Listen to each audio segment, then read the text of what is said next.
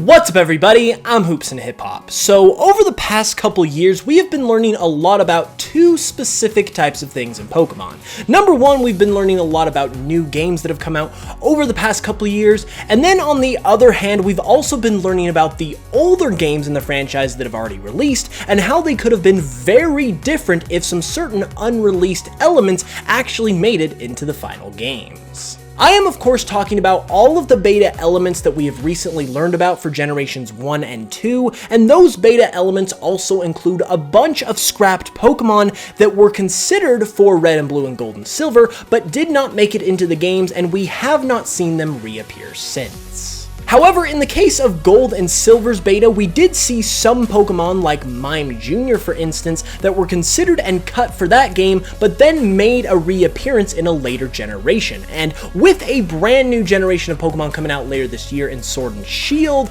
I thought it would be fun to go ahead and talk about the top 5 scrapped Pokemon that would be amazing to see in these games.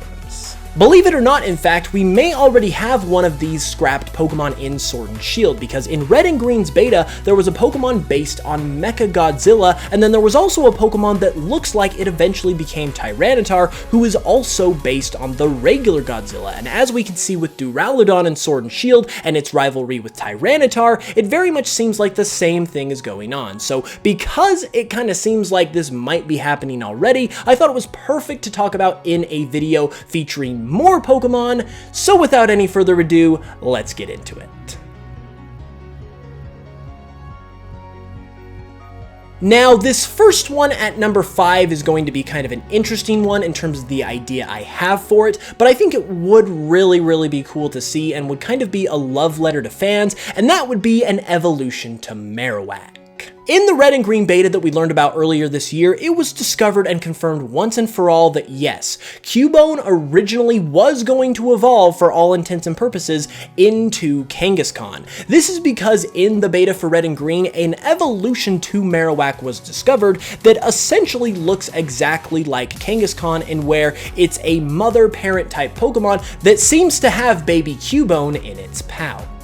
So with one of the oldest, long-standing, and iconic Pokemon fan theories of all time now confirmed, what better way to kind of celebrate that than by bringing this connection back into the game and introducing either an evolution to Marowak, a pre-evolution to Kangaskhan, or overall some kind of Pokemon that can connect these two families together canonically. And this is why I said it gets a bit interesting with this one, because I don't really want just a regular Marowak evolution, but they can't exactly just make Marowak suddenly evolve into Kangaskhan either. They've got to do something to connect the two families to therefore confirm that theory that is confirmed with the beta version of Marowak's evolution, but do it in a way that seems natural. So basically you'd have to have some kind of distant relative type of Pokemon, if you will, where maybe the evolution of Marowak could essentially be like the dad version of Kangaskhan, since we know that Kangaskhan is all female and is essentially the mother version of that dynamic. So overall, I think that would be the best way to do it, where Marowak's evolution is the dad, Kangaskhan is the mom, and they just all come together to make one big happy family in Generation 8. If that actually happened, I would just lose my crap, so I really hope it does.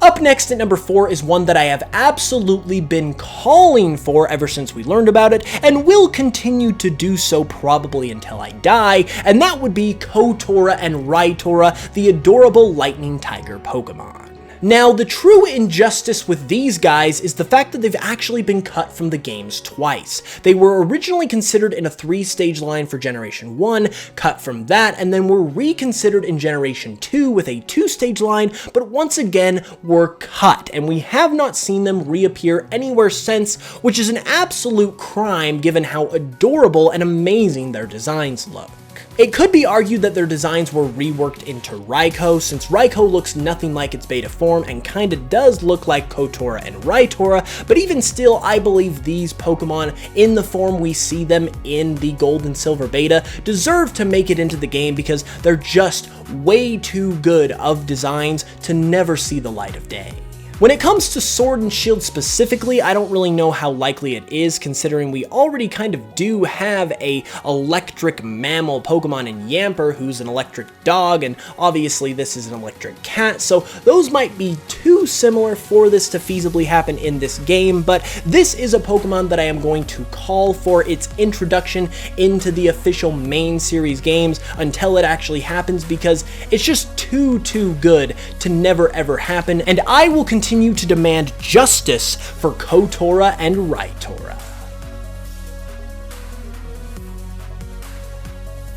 Coming up next on this list is the evolution to Farfetch'd from Gold and Silver's beta. Now, there is a very specific reason why I bring this one up for Sword and Shield, and without saying too much, if you know, you know, but aside from that, the reason why it would be amazing to see a Farfetch'd evolution in Sword and Shield is just because Farfetch'd really needs something done to it. Farfetch'd, with its quirkiness, is one of the most appealing Pokemon that we have out there, but it's also one of the most bland and boring too. It literally just looks like a duck, and that's pretty much it, but then at the same time, like I said, it's got such a unique appeal to it that I really believe it needs to have some additional attention brought to it with an evolution. In the Gold and Silver beta, the evolution that was planned for Farfetch'd was actually kind of an interesting one, because it was called Madam in the Eternal Data and seemed to be a feminine evolution to Farfetch'd, which is kind of unexpected to say the least. However, given how much Farfetch'd just needs some kind of attention to it,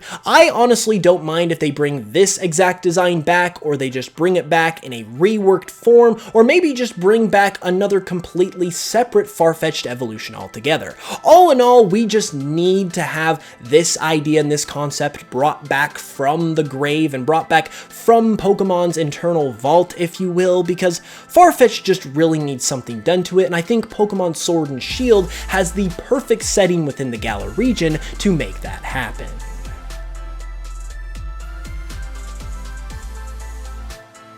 Coming in at the runner-up spot, we have none other than Gorochu. Now, Gorochu was pretty much one of the very first of these scrapped Pokemon over the past couple years that we learned about when it was talked about in an interview by the GOAT himself, Ken Sugimori. Gorochu was a planned evolution to Raichu that was supposed to have horns and fangs and basically just be a more intense version of Raichu, but it was cut for balancing issues, even though according to Sugimori, there was nothing wrong with its design.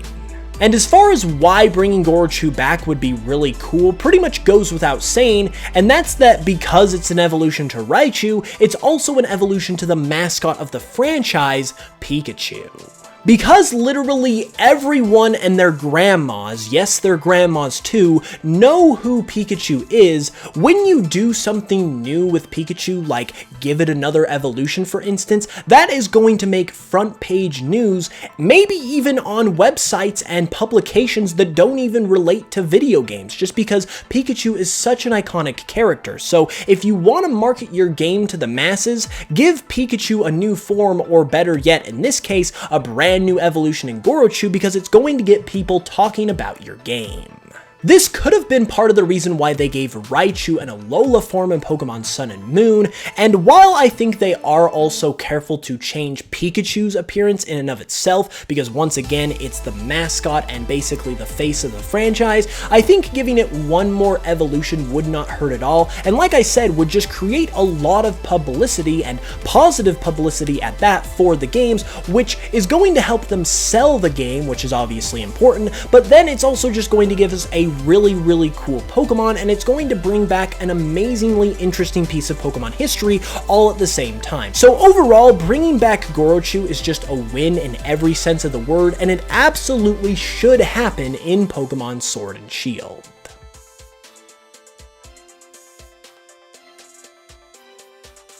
And at the number 1 pick, I've got to admit I'm a little biased, because even though Gorochu at number 2 probably makes a little bit more sense overall and has a little bit more reasoning, this is the Pokemon I want more than anything else to become an official Pokemon, and that would be Hoenn Oguma. Now, in case you weren't aware, Hoenn Oguma is the original fire starter for Pokemon Gold and Silver that was found within its beta before it was ultimately replaced by Cyndaquil. So it's kind of ironic that this is the Pokemon I want to be brought back more than anything when it was replaced by my favorite Pokemon in Cyndaquil, but nevertheless, I have got to see this Pokemon make it into an official game before I die. Like, that is something I've just got to do. The idea of a fire bear Pokemon just has such an appeal to me personally, and I just absolutely love everything about Hoenn Oguma's design. Now, admittedly, it probably would go through some reworking before it actually made it into an official game, because there are concerns that its final evolution looks a little too similar to Arcanine, and its middle evolution could probably use some work too, but overall, this family has a lot, and I mean a lot of potential, and Hoenn Oguma is just too adorable to just never ever see the light of day again. So if there were ever any scrapped Pokemon that was going to make it into Sword and Shield, or any other future Pokemon game for that matter, Hoenn Oguma is the one I would want to see make the cut, because I mean, it sacrificed itself for Cyndaquil, the greatest Pokemon of all time, and it honestly deserves some recognition and some retribution for that sacrifice in the form of making it into the games itself. So there is no other Pokemon that I want to see in these games more in terms of scrapped Pokemon than Hoenn Oguma and its family. And there we have it, everybody. Those were my top 5 scrapped Pokemon I'd like to see return in Pokemon Sword and Shield. Now, the whole idea of Pokemon just making their way back into the franchise after being cut so many years ago just is such a fascinating and fantastic idea, and given the fact that it seems like it's happening with Duraludon in Sword and Shield, why don't we bring a few more back as well, because it would just make the games that much more of a treat. If you guys enjoyed the video though, be sure to give it a like and let me know down in the comments below which scrap Pokemon you would like to see in Sword and Shield the most. And if you're new to the channel, be sure to subscribe for more Pokemon content literally all the time. If you'd like to support the channel further as well, you can check me out on Spotify. Listening and following there makes a big difference. It directly supports the channel here and is very much appreciated. With all that being said though, I'll be back on Thursday with another video, so be sure to hit that notification bell so you can be notified as soon as it goes live. And with all that being said, I hope you guys know I love you very much, and until the next one, I'll smell you guys later.